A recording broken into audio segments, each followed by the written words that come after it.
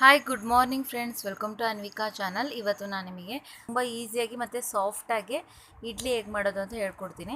ಈ ಇಡ್ಲಿ ಮಾಡಲು ಬೇಕಾಗುವ ಇಂಗ್ರೀಡಿಯೆಂಟ್ಸ್ನ ನೋಡೋಣ. ಇವತ್ತು ನಾನು ಈ ಗ್ಲಾಸಲ್ಲಿ 2 ಗ್ಲಾಸಷ್ಟು ದೋಸೆ ಅಕ್ಕಿ ತೊಗೊಂಡಿದ್ದೀನಿ. ದೋಸೆ ಅಕ್ಕಿ ಬದಲು ದಪ್ಪ ಅಕ್ಕಿನಾರು ತೊಗೊಳ್ಬೋದು ಅಥವಾ 2 ಗ್ಲಾಸಷ್ಟು ಇಡ್ಲಿ ಅಕ್ಕಿನೇ ತೊಗೊಳ್ಬೋದು. ಮತ್ತು 2 ಗ್ಲಾಸ್ ಅಕ್ಕಿಗೆ ಅದೇ ಗ್ಲಾಸಲ್ಲಿ ಅರ್ಧ ಗ್ಲಾಸಷ್ಟು ಉದ್ದಿನ ಕಾಳು ತೊಗೊಂಡಿದ್ದೀನಿ. ನೋಡಿ, ಈ ರೀತಿ ಉದ್ದಿನ ಕಾಳು ಹಾಕೋದ್ರಿಂದನೂ ಇಡ್ಲಿ ಚೆನ್ನಾಗಿ ಬರುತ್ತೆ.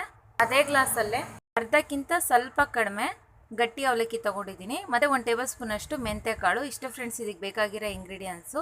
ಮೊದಲು ಅಕ್ಕಿ ಮತ್ತು ಈ ಉದ್ದಿನ ಬೇಳೆನ ಒಂದು 2 ಸತಿ ಕ್ಲೀನಾಗಿ ವಾಶ್ ಮಾಡ್ಕೋಬೇಕು. ನೋಡಿ, ಈ ರೀತಿ ಅಕ್ಕಿನ ವಾಶ್ ಮಾಡಾಗಿದೆ, ಉದ್ದಿನ ಬೇಳೆನೂ ವಾಶ್ ಮಾಡಾಗಿದೆ. ಈಗ ನಾವು ಇದಕ್ಕೆ ನೀರು ಹಾಕ್ಕೊಳ್ಬೇಕು. ನೀರಿನ ಕ್ವಾಂಟಿಟಿ ಅಕ್ಕಿ ಮುಳುಗಿ ಅದ್ರ ಮೇಲೆ ಒಂದು ಸ್ವಲ್ಪ ಜಾಸ್ತಿ ನೀರು ಇರಬೇಕು. ನೋಡಿ, ಈ ರೀತಿ. ಮತ್ತು ಉದ್ದಿನ ಬೇಳೆ ಜೊತೆಗೆ ನಾನು ಮೆಂತ್ಯಕಾಳನ್ನ ಹಾಕಿ ಇದನ್ನೂ ಅಷ್ಟೇ ಸ್ವಲ್ಪ ನೀರು ಜಾಸ್ತಿ ಇಟ್ಟು ನೆನೆಸ್ಕೊಳ್ಬೇಕು. ಈಗ ಅವಲಕ್ಕಿನೂ ವಾಶ್ ಮಾಡಾಗಿದೆ. ಈಗ ಇದಕ್ಕೂ ನೀರು ಹಾಕ್ಕೊಳ್ಬೇಕು. ಈಗ ನೀರು ಹಾಕಿ ಇದನ್ನೂ ಅಕ್ಕಿ ಜೊತೆ ನೆನೆಸ್ಕೊಳ್ತಾ ಇದ್ದೀನಿ. ಅಂದರೆ ದಪ್ಪ ಅವಲಕ್ಕಿ ತೊಗೊಂಡಿರೋದ್ರಿಂದ ನಾನು ಅಕ್ಕಿ ಜೊತೆಗೆ ಒಂದು 8 ಅವರ್ಸ್ ನೆನೆಸ್ಕೊಳ್ಬೇಕು. ತೆಳು ಅವಲಕ್ಕಿ ಇತ್ತು ಅಂದರೆ ನೀವು ಅಕ್ಕಿನ ರುಬ್ಬಕ್ಕೆ ಒಂದು 1/2 ಅವರ್ ಮುಂಚೆ ನೆನೆಸ್ಕೊಂಡ್ರೆ ಸಾಕು. ಈಗ ಇದನ್ನ ನಾವು ಒಂದು 7 to 8 ಅವರ್ಸು ನೆನೆಯಕ್ಕೆ ಬಿಡಬೇಕು. ನೋಡಿ, ಈಗ ಒಂದು 7 to 8 ಅವರ್ಸ್ ಆಗಿದೆ. ನೀವು ನೋಡ್ಬೋದು ಅಕ್ಕಿ, ಉದ್ದಿನ ಬೇಳೆ ಮತ್ತು ಅವಲಕ್ಕಿ ಎಲ್ಲ ಚೆನ್ನಾಗಿ ನೆಂದಿದೆ.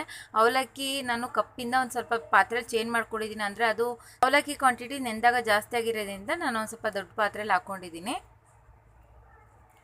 ಈಗ ನಾವು ಇದನ್ನ ರುಬ್ಕೊಳ್ಬೇಕು. ನಾನು ಬೇಸಿಗೆಗಾಲದಲ್ಲಿ ಮಾಡ್ತಿರೋದ್ರಿಂದ ಯಾವಾಗಲೂ ಅಷ್ಟೇ ನೀವು ಅಕ್ಕಿನ 2 ರಿಂದ 3 ಸತಿ ಕ್ಲೀನಾಗಿ ವಾಶ್ ಮಾಡಿ ಅದೇ ನೀರಲ್ಲೇ ಹಾಕಿ ನೆನೆಸ್ಕೊಳ್ಬೇಕು. ಮತ್ತು ಈ ನೀರನ್ನೇ ನೀವು ರುಬ್ಬಕ್ಕೆ ಯೂಸ್ ಮಾಡ್ಕೊಳ್ಬೇಕು. ಅಂದರೆ ಚಳಿಗಾಲ ಮತ್ತು ಮಳೆಗಾಲಕ್ಕೆ ಮಾತ್ರ ಈ ನೀರನ್ನು ಯೂಸ್ ಮಾಡ್ಕೊಳ್ಳೋದ್ರಿಂದ ಹಿಟ್ಟು ಚೆನ್ನಾಗಿ ಹುಳಿ ಬರುತ್ತೆ.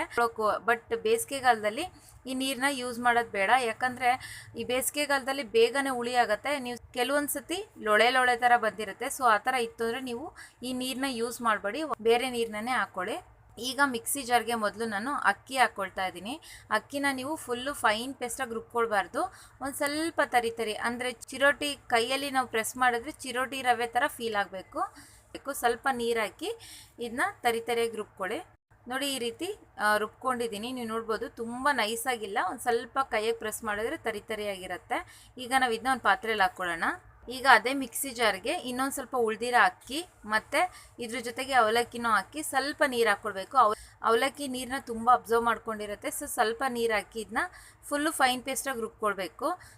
ಅಕ್ಕಿನ ಮಾತ್ರ ಸ್ವಲ್ಪ ತರಿಯಾಗಿ ಮತ್ತು ಅವಲಕ್ಕಿನ ಫೈನ್ ಪೇಸ್ಟಾಗಿ ರುಬ್ಕೊಳ್ಬೇಕು. ನೋಡಿ, ಈ ರೀತಿ ಫುಲ್ಲು ನೈಸಾಗಿ ರುಬ್ಕೊಂಡಿದ್ದೀನಿ. ಈಗ ಇದನ್ನೂ ಪಾತ್ರೆಗೆ ಹಾಕ್ಕೊಳ್ಳೋಣ. ಈಗ ಅದೇ ಮಿಕ್ಸಿ ಜಾರ್ನಲ್ಲಿ ಉದ್ದಿನಬೇಳೆ ಮತ್ತು ಮೆಂತ್ಯಕಾಳನ್ನ ಹಾಕಿ ಸ್ವಲ್ಪ ನೀರು ಹಾಕಿ ಫುಲ್ಲು ಫೈನ್ ಪೇಸ್ಟಾಗಿ ರುಬ್ಕೊಳ್ಬೇಕು. ಉದ್ದಿನಬೇಳೆನ ಮಾತ್ರ ಫ್ರೆಂಡ್ಸ್ ಫುಲ್ಲು ನುಣ್ಣಗೆ ರುಬ್ಕೊಳ್ಬೇಕು. ನೀವು ಎಷ್ಟಾಗುತ್ತೋ ಅಷ್ಟು ನುಣ್ಣಗೆ ರುಬ್ಕೊಳ್ಬೇಕು ಮತ್ತು ಸ್ವಲ್ಪನೇ ಹಾಕಿ ರುಬ್ಕೊಳ್ಳಿ. ನೋಡಿ, ಈ ರೀತಿ ಎಲ್ಲ ರುಬ್ಬಾಗಿದೆ. ಈಗ ನಾವು ಇದನ್ನ ಎಲ್ಲದನ್ನೂ ಪಾತ್ರೆಗೆ ಹಾಕ್ಕೊಳ್ಳೋಣ. ಪಾತ್ರೆಗೆ ಹಾಕಿ ಮಿಕ್ಸ್ ಮಾಡ್ಕೊಳ್ಬೇಕು. ನೋಡಿ, ಈ ರೀತಿ ಮಿಕ್ಸ್ ಮಾಡಾದ್ಮೇಲೆ ನೀವು ಜಾಸ್ತಿ ಕ್ವಾಂಟಿಟಿಯಲ್ಲಿ ಮಾಡ್ತಿದ್ರಿ ಅಂದರೆ 2 ಡೇಸಿಗೆ ಆ ಥರ ಮಾಡೋದಿತ್ತು ಅಂದರೆ ನೀವು ಈ ರೀತಿ ಫಸ್ಟು ಮಿಕ್ಸ್ ಮಾಡಿ ನಿಮಗೆ ಎಷ್ಟು ಬೇಕೋ ಅಷ್ಟಿಗೆ ಮಾತ್ರ ಉಪ್ಪು ಹಾಕ್ಕೊಳ್ಬೇಕು. ಉಳ್ದಿರೋದನ್ನ ತೆಗ್ದು ನೀವು ಫ್ರಿಜ್ಜಲ್ಲಿ ಇಟ್ಕೊಳ್ಳಿ. ಈ ರೀತಿ ಮಿಕ್ಸ್ ಮಾಡಿ ತೋರಿಸ್ತಾ ಇದ್ದೀನಿ. ನಾನು ಸ್ವಲ್ಪ ಕ್ವಾಂಟಿಟಿಯಲ್ಲಿ ಮಾಡ್ತಿರೋದ್ರಿಂದ ನಿಮಗೆ ಫಸ್ಟೇ ಮಿಕ್ಸ್ ಮಾಡಿ ತೋರಿಸ್ತಾ. ಈಗ 1 ಟೇಬಲ್ ಸ್ಪೂನಷ್ಟು ಉಪ್ಪು ಹಾಕ್ಕೊಳ್ತಿದ್ದೀನಿ. ಉಪ್ಪು ಜಾಸ್ತಿ ಹಾಕ್ಕೊಳ್ಳೋಕೆ ಹೋಗಬೇಡಿ. ನಿಮಗೆ ಕಡಿಮೆ ಬಿತ್ತು ಅಂದರೆ ಮಾರ್ನಿಂಗು ಹಾಕ್ಕೊಳ್ಬೋದು. ಈ ರೀತಿ ಚೆನ್ನಾಗಿ ಕೈಯಲ್ಲಿ ಮಿಕ್ಸ್ ಮಾಡ್ಕೊಳ್ಬೇಕು. ಕೈಯಲ್ಲಿ ಮಿಕ್ಸ್ ಮಾಡೋದ್ರಿಂದನೂ ತುಂಬ ಚೆನ್ನಾಗಿ ಹುಳಿ ಬರುತ್ತೆ. ಈಗ ನೋಡಿ, ಎಲ್ಲ ಚೆನ್ನಾಗಿ ಮಿಕ್ಸ್ ಮಾಡಾಗಿದ್ರೆ ಇದು ಕನ್ಸಿಸ್ಟೆನ್ಸಿ ನೋಡ್ಬೋದು ನೀವು. ತುಂಬ ತಿಕ್ಕಾಗಿಲ್ಲ, ತುಂಬ ತಿನ್ನಾಗೂ ಇಲ್ಲ, ಒಂದು ಮೀಡಿಯಮ್ ಹದದಲ್ಲಿದೆ. ತುಂಬ ತೆಳುವಾಗೂ ಮಾಡ್ಕೊಳಕ್ಕೆ ಹೋಗಬಾರ್ದು, ತುಂಬ ಗಟ್ಟಿನೂ ಮಾಡ್ಕೊಳಕ್ಕೆ ಹೋಗಬಾರ್ದು. ತುಂಬ ಗಟ್ಟಿ ಇತ್ತು ಅಂದರೆ ಹಿಟ್ಟು ಹುಳಿ ಬರಲ್ಲ. ಈಗ ಒಂದು ತಟ್ಟೆ ಮುಚ್ಚಿ ಒಂದು ಭಾರವಾಗಿದ್ದು ವಸ್ತುನ ಈಗ ನಾವು ಇದನ್ನ ಒಂದು 10 to 12 ಅವರ್ಸ್ವರೆಗೂ ಫರ್ಮೆಂಟೇಷನ್ ಆಗೋಕ್ಕೆ ಬಿಡಬೇಕು. ಬೇಸಿಗೆಗಾಲ ಇರೋದ್ರಿಂದ ಒಂದು 12 ಅವರ್ಸ್ ಇದ್ದರೆ ಸಾಕು. ಅದೇ ಮಳೆಗಾಲ ಮತ್ತು ಚಳಿಗಾಲ ಇತ್ತು ಅಂದರೆ ನೀವು ಆದಷ್ಟು ಒಂದು 14 ರಿಂದ 16 ಗಂಟೆವರೆಗೂ ನೀವು ಫರ್ಮೆಂಟೇಷನ್ ಆಗೋಕ್ಕೆ ಬಿಡಬೇಕು. ನೋಡಿ, ಒಂದು 10 to 12 ಅವರ್ಸ್ ಆಗಿದೆ. ನೀವು ನೋಡ್ಬೋದು ಹಿಟ್ಟು ಎಷ್ಟು ಚೆನ್ನಾಗಿ ಹುಳಿ ಬಂದಿದೆ. ನೋಡಿ, ಬೇಸಿಗೆಗಾಲದಲ್ಲಿ ಮಾತ್ರ ಜಾಸ್ತಿ ಬೇಗ ಹುಳಿ ಬರುತ್ತೆ ಫ್ರೆಂಡ್ಸ್. ಆದಷ್ಟು ನೀವು ಸ್ವಲ್ಪ ದೊಡ್ಡ ಪಾತ್ರೆನೇ ಹಾಕ್ಕೊಳ್ಬೇಕು. ಈಗ ಇದನ್ನ ಒಂದ್ಸತಿ ಚೆನ್ನಾಗೆಲ್ಲ ಮಿಕ್ಸ್ ಮಾಡ್ಕೊಳ್ಬೇಕು. ನೋಡಿ, ನೀವು ಮಿಕ್ಸ್ ಮಾಡ್ಬೇಕಾದ್ರೆ ನೋಡ್ಬೋದು ಹಿಟ್ಟು ತುಂಬ ಲೈಟ್ ವೇಟ್ ಥರ ಅನಿಸುತ್ತೆ ಮತ್ತು ಈ ರೀತಿ ನೊರೆಯಾಗಿ ಬಂದಿರುತ್ತೆ. ಈ ರೀತಿ ಬಂತು ಅಂದರೆ ಇಡ್ಲಿ ತುಂಬ ಸಾಫ್ಟಾಗಿ ಬರುತ್ತೆ. ನೋಡಿ ಈಗ ಇಡ್ಲಿ ಪಾತ್ರೆಗೆ ನೀರು ಹಾಕಿಟ್ಟಿದ್ದೀನಿ. ನೀವು ಇಡ್ಲಿ ಹಾಕೋಕ್ಕೆ ಮುಂಚೆ ನೀರನ್ನ ಬಿಸಿ ಮಾಡೋಕ್ಕೆ ಇಡಬೇಕು. ನೀರು ಚೆನ್ನಾಗಿ ಬಿಸಿ ಆದಮೇಲೆ ಇಡ್ಲಿ ತಟ್ಟೆನೇ ಇಡಬೇಕು. ಈಗ ಇದರಲ್ಲಿ ಒಂದು ಅರ್ಧ ಹೋಳಷ್ಟು ನಿಂಬೆಹಣ್ಣು ಹಾಕ್ತಾಯಿದ್ದೀನಿ. ನಿಂಬೆಹಣ್ಣು ಹಾಕೋದ್ರಿಂದ ಈ ಪಾತ್ರೆ ಕಪ್ಪುಗಿರೋದು ಸ್ವಲ್ಪ ಕಲರ್ ಚೇಂಜ್ ಆಗುತ್ತೆ. ಸಿಲ್ವರ್ ಇಡ್ಲಿ ತಟ್ಟೆಯಲ್ಲೇ ಮಾಡ್ತಾಯಿದ್ದೀನಿ. ನೀವು ಸ್ಟೀಲ್ದಿತ್ತು ಅಂದರೆ ಸ್ಟೀಲಲ್ಲೂ ಮಾಡ್ಕೋಬೋದು.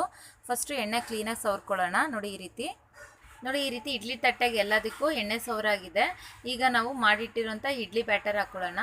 ತುಂಬ ಹಾಕ್ಕೊಳ್ಬಾರ್ದು. ನೋಡಿ ಈ ರೀತಿ ಹಾಕ್ಕೊಳ್ಬೇಕು. ಈ ರೀತಿ ಎಲ್ಲದಕ್ಕೂ ಹಾಕಾಗಿದೆ. ಈಗ ನಾವು ಇದನ್ನ ಇಡ್ಲಿ ಪಾತ್ರೆಯಲ್ಲಿ ಇಡೋಣ. ನೀವು ನೀರಿಟ್ಟು ಡೈರೆಕ್ಟಾಗಿ ಇಡ್ಲಿ ಇಟ್ರಿ ಅಂದ್ರೂ ಕೆಲವೊಂದು ಟೈಮು ಗಟ್ಟಿ ಆಗುತ್ತೆ, ಹಾರ್ಡ್ ಆಗುತ್ತೆ ಇಡ್ಲಿ. ನೀರು ಸ್ವಲ್ಪ ಬಿಸಿ ಆದಮೇಲೆ ಇಡ್ಲಿ ತಟ್ಟೆ ಇಡಬೇಕು. ಈ ಲಾಸ್ಟಿಂದ ಇಡ್ಲಿ ತಟ್ಟೆಯಲ್ಲಿ ಒಂದು ಸ್ವಲ್ಪ ಜಾಸ್ತಿ ಹಿಟ್ಟಾಗಿದೆ. ಇಷ್ಟು ಹಿಟ್ಟು ಹಾಕ್ಕೋಬಾರ್ದು, ಸ್ವಲ್ಪ ಕಡಿಮೆ ಹಾಕ್ಕೊಳ್ಬೇಕು. ಈಗ ನಾವು ಇಡ್ಲಿ ತಟ್ಟೆನ ಮುಚ್ಚಿ ಇದನ್ನ ನಾವು ಒಂದು 10 ರಿಂದ 15 ನಿಮಿಷ ಕಾಲ ಹೈ ಫ್ಲೇಮಲ್ಲಿ ಇಟ್ಟು ಕುಕ್ ಆಗಕ್ಕೆ ಬಿಡಬೇಕು. ನೋಡಿ ಒಂದು 10 ರಿಂದ 15 ನಿಮಿಷ ಆಗಿದೆ. ನೀವು ಚೆಕ್ ಮಾಡೋದು ಹೆಂಗಂದರೆ, ನಾವೇನು ಮಾಡ್ತೀವಿ, ಒಂದು ಬಟ್ಲಲ್ಲಿ ನೀರು ತೊಗೊಂಡಿದ್ದೀನಿ. ಇದ್ರಾಗೆ ಒಂದು ಸ್ವಲ್ಪ ನಮ್ಮ ಬೆರಳನ್ನ ಡಿಪ್ ಮಾಡಿ ಇಡ್ಲಿ ತಟ್ಟೆ ಒಳಗೆ ನೋಡಿ, ಇಡ್ಲಿ ಒಳಗೆ ಒಂದು ಸತಿ ಪ್ರೆಸ್ ಮಾಡಿದ್ರೆ ನಮ್ಮ ಕೈಗೆ ಅಂಟಲ್ಲ. ಈ ರೀತಿ ಅಂಟಲಿಲ್ಲ ಅಂದರೆ ಇಡ್ಲಿ ಚೆನ್ನಾಗಿ ಕುಕ್ ಆಗಿದೆ ಅಂತ.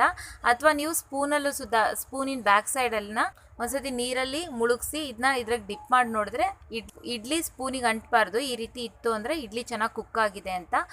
ನೋಡಿ ಈಗ ಇಡ್ಲಿ ಚೆನ್ನಾಗಿ ಕುಕ್ ಆಗಿದೆ. ಈಗ ತೆಗಿಯೋಣ. ನೋಡಿ ಈಗ ತೆಗ್ದಿದ್ದೀನಿ. ನಾನು ಒಂದು ಕಪ್ಪಲ್ಲಿ ನೀರು ತೆಗೆದಿಟ್ಕೊಂಡಿದ್ದೀನಿ. ಮತ್ತು ಈ ರೀತಿ ಒಂದು ಚೂಪಾಗಿರೋದು ಮತ್ತು ಫ್ಲ್ಯಾಟ್ ಆಗಿರೋ ಸ್ಪೂನ್ ತೊಗೊಂಡ್ರೆ ಈಸಿಯಾಗಿ ಇಡ್ಲಿ ಬರುತ್ತೆ. ಈಗ ನಾವು ಈ ಸ್ಪೂನ್ನ ನೀರಾಗೆ ಒಂದ್ಸತಿ ಡಿಪ್ ಮಾಡಿ ಫಸ್ಟು ಸೈಡಾಗಿರೋದೆಲ್ಲ ಕ್ಲೀನಾಗಿ ತೆಗಿಬೇಕು. ತೆಗಿತಾ ಇರಬೇಕು. ನೋಡಿ ಈ ರೀತಿ ತೆಗಿಬೇಕು. ನೀವು ನೋಡ್ಬೋದು ಇಡ್ಲಿ ತಟ್ಟೆಗೆ ಸ್ವಲ್ಪನೂ ಇಡ್ಲಿ ಅಂಟಿಲ್ಲ.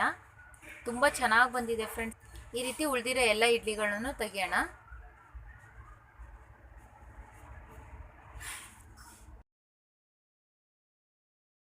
ನೋಡಿ ಎಲ್ಲ ಇಡ್ಲಿಗಳನ್ನು ತೆಗ್ದಾಗಿದೆ. ಇದನ್ನ ನಾವು ಒಂದು ಹಾಟ್ ಬಾಕ್ಸಲ್ಲಿ ಹಾಕಿಟ್ಕೊಂಡಿದ್ದೀನಿ. ನೋಡಿದ್ರಲ್ಲ ಫ್ರೆಂಡ್ಸ್, ಎಷ್ಟು ಈಸಿಯಾಗಿ ಸಾಫ್ಟಾಗಿ ಮತ್ತು ಸ್ಪಾಂಜಿಯಾಗಿ ಇಡ್ಲಿ ಮಾಡೋದು ಅಂತ. ಜೊತೆಗೆ ನಾನು ಒಂದು ಸಿಂಪಲ್ ಸಾಂಬಾರು ಮತ್ತು ಶೇಂಗಾ ಚಟ್ನಿ ಮಾಡಿದ್ದೀನಿ. ನಾನು ಇದ್ರ ಜೊತೆಗೆ ಕಾಂಬಿನೇಷನ್ ಆಗಿ ಹೋಮ್ ಸ್ಟೈಲ್ ಸಾಂಬಾರು ಮತ್ತು ಹೋಟೆಲ್ ಸ್ಟೈಲ್ ಸಾಂಬಾರು ಹೇಗೆ ಮಾಡೋದು ಅಂತಲೇ ಹೇಳ್ಕೊಟ್ಟಿದ್ದೆ. ಅದ್ರ ಲಿಂಕು ಡಿಸ್ಕ್ರಿಪ್ಷನ್ ಬಾಕ್ಸಲ್ಲಿದೆ, ನೀವು ನೋಡ್ಕೋಬೋದು. ಈ ರೆಸಿಪಿನ ನಿಮ್ಮನೇಲೂ ಟ್ರೈ ಮಾಡಿ ನೋಡಿ. ಈ ವಿಡಿಯೋ ಇಷ್ಟ ಆಯಿತು ಅಂದರೆ ಈ ಚಾನಲ್ನ ಪ್ಲೀಸ್ ಲೈಕ್ ಮಾಡಿ, ಶೇರ್ ಮಾಡಿ ಆ್ಯಂಡ್ ಸಬ್ಸ್ಕ್ರೈಬ್ ಮಾಡಿ. ಮತ್ತು ನಿಮ್ಮ ಅನಿಸಿಕೆ ಅಭಿಪ್ರಾಯಗಳನ್ನ ಕಮೆಂಟ್ ಮೂಲಕ ಶೇರ್ ಮಾಡ್ಕೊಳ್ಳಿ. Thank you.